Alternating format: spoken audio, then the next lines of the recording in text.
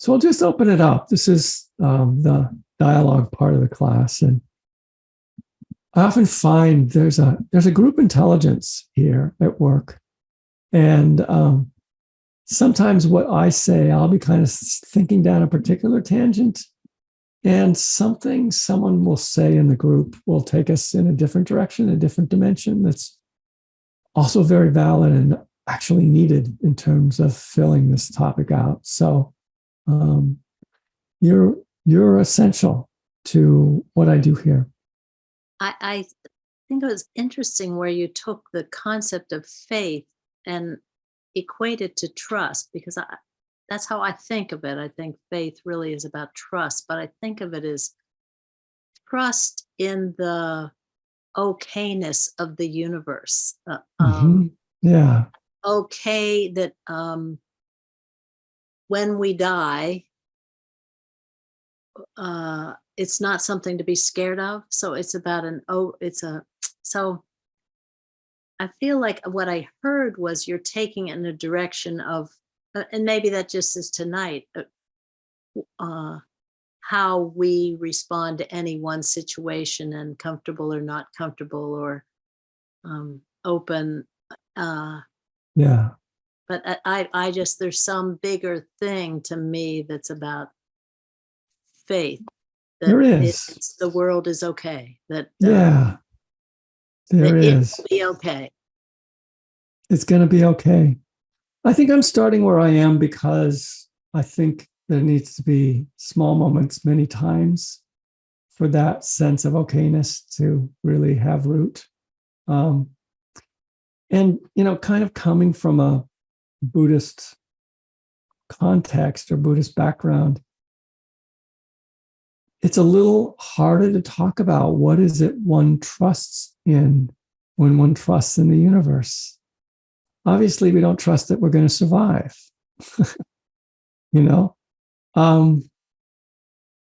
Yeah. So the words are hard to define. It's a little easier when there's a notion of the divine or God. One can trust the creator.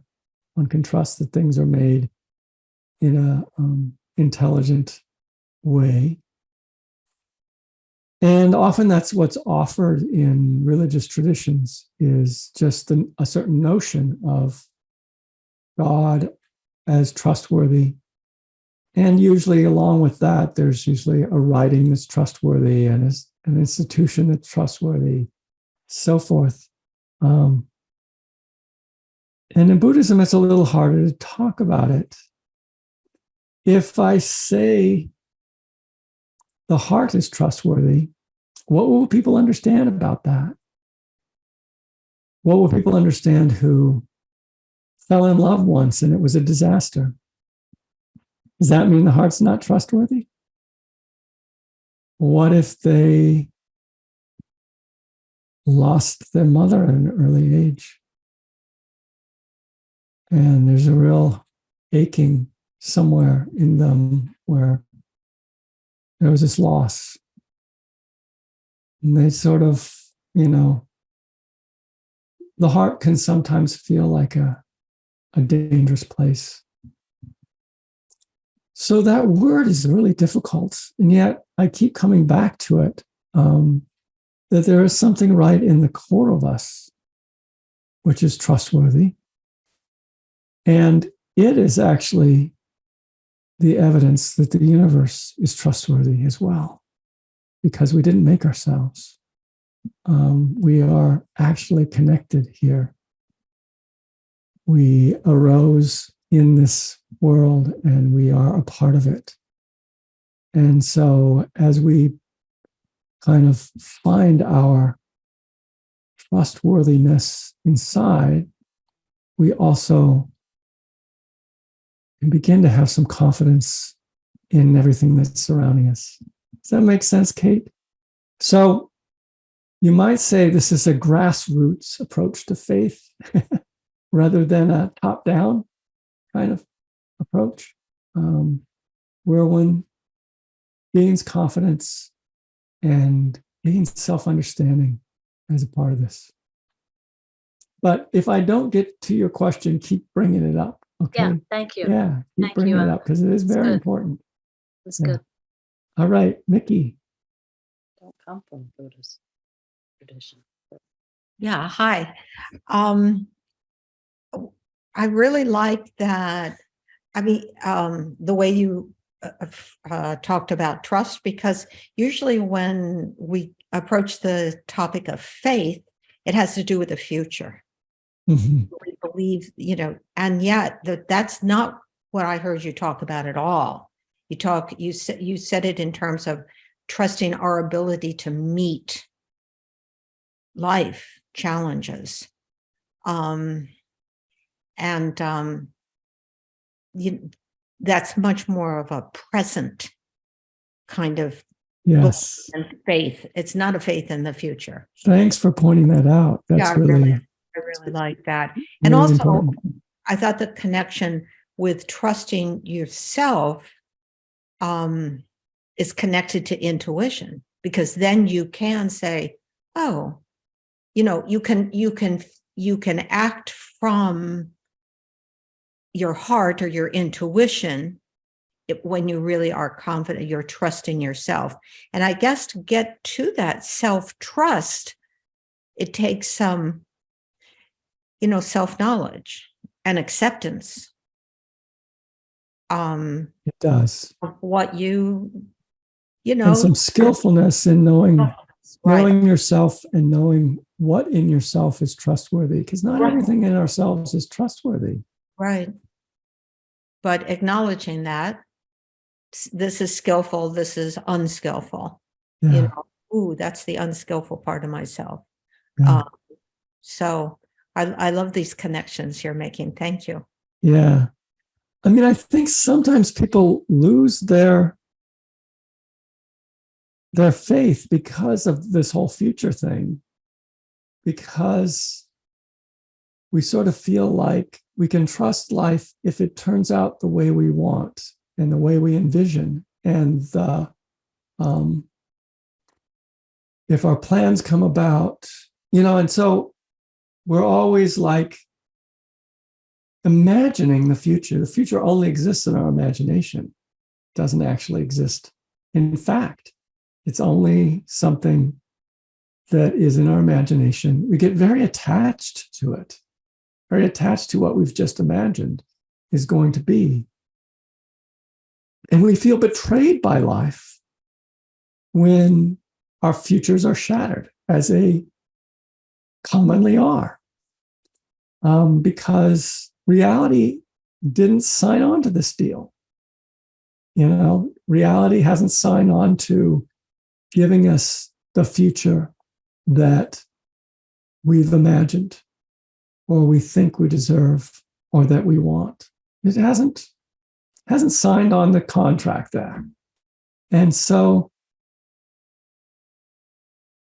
it's why it's so important that we develop a quality of faith, which is about how we meet what's arising in the present, the confidence we have, even when things look pretty dark and unmanageable. We can't see the future.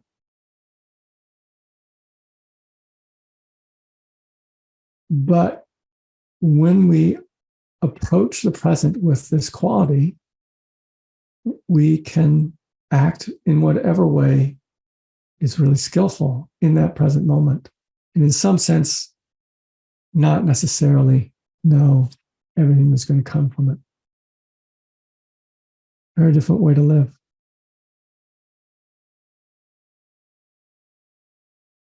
All right, anyone else? Yeah, hi. As you talk about that trusting sense, I remember having had it, and it was quite bright in me. There was an aspect of pleasing people, or seeking love, or hoping for something good to happen. But the inner sense was bright. It's like I'm here, a new situation. It was good, and it's like it's just unfindable now. And the future's bleak. There's a very heaviness present, and sometimes I interpret it like I've opened to my feelings incredibly, like very, very much through a lot of work and effort, and they're depressive and they're heavy, and it's like a voice of you're not good, or you failed, or maybe my aspirations are like the future, who I think I am, is getting not played out. But I don't know. It's just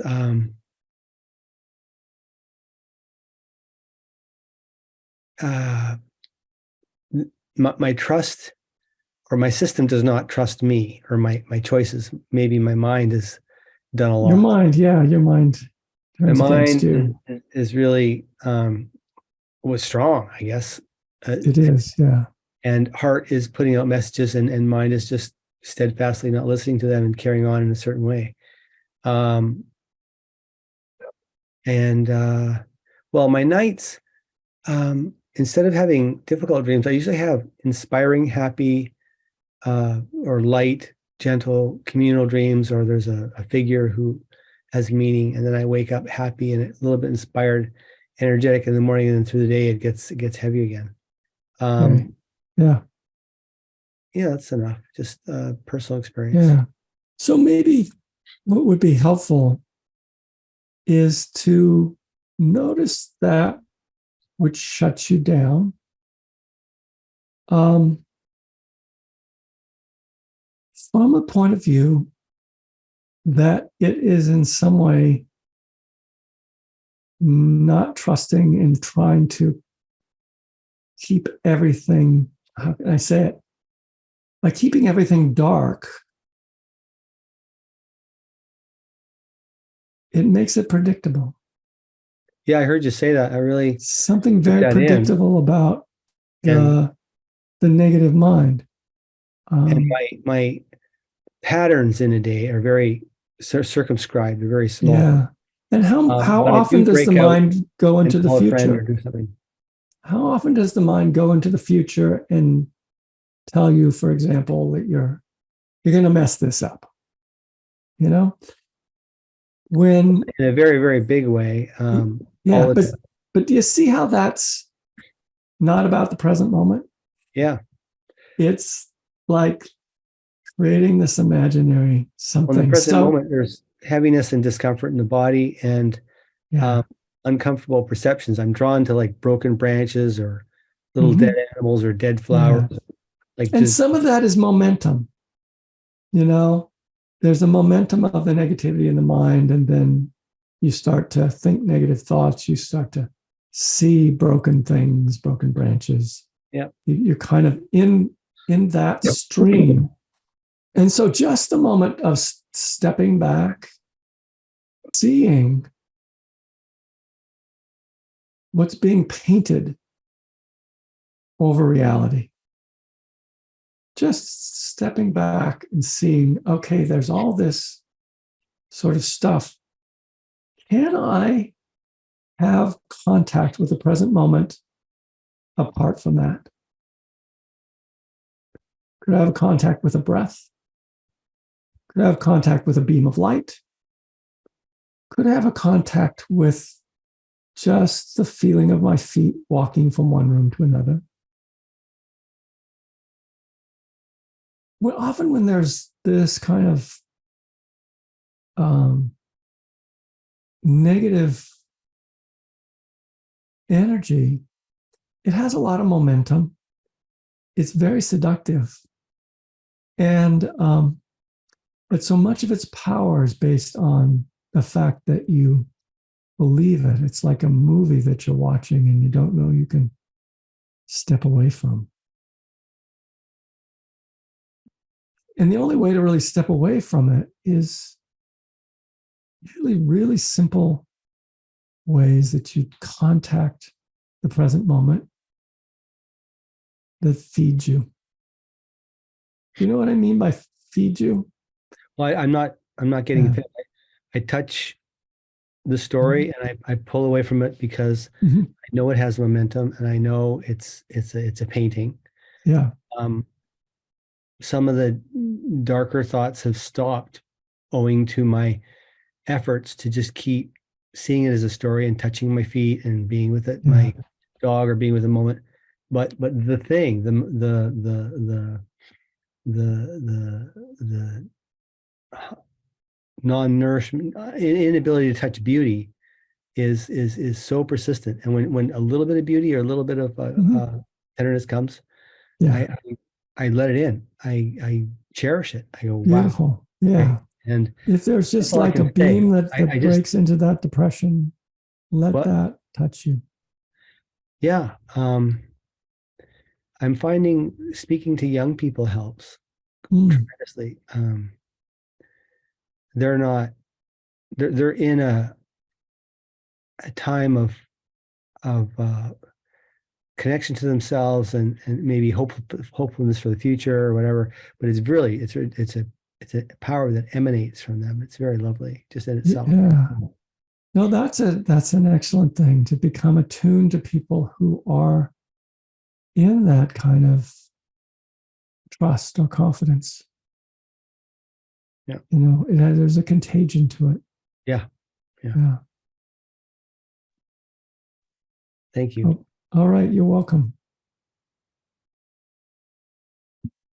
So I guess we just have a couple minutes. So I'm going to just, just repeat just this week to notice that moment of meeting, whatever arises, and whether there is a sense of trust that you have in you, what can meet that, or not. So it's really a simple mindfulness exercise, not to turn it into self-evaluation, not to turn one, the